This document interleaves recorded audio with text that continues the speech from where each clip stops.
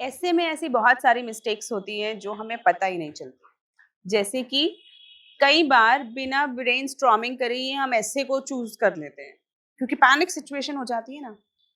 Secondly, कई बार हम इतना यूनिक टॉपिक चूज़ करने की कोशिश करते हैं क्योंकि हमें लगता है कि हाँ, हमने सुना है, हमने इसके बारे में थोड़ी-सी बातें पढ़ी हैं, तो हमें लगता है हम शायद लिख लेंगे। लेकिन जैसे हम ऐसे लिखने लगते हैं, हमें समझ में आता है कि शायद हम इसे लिख नहीं पाएँगे, क्योंकि उतनी ज़्यादा डेप्थ हमारे पास है नहीं। तीसरी गलती कई बार हो जाती है कि हम किसी सिंपल टॉपिक को इसलिए रिजेक्ट कर देते हैं कि अरे ये तो बहुत सिंपल है, ये तो सब लिखेंगे।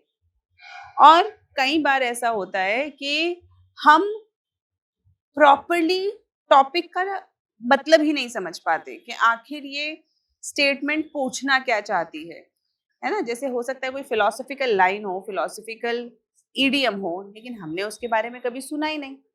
और क्योंकि हमने उसके बारे में कभी सुना ही नहीं, इसीलिए हम उसको ढंग से इंटरप्रेट ही नहीं कर पाते। So let's avoid some of these mistakes.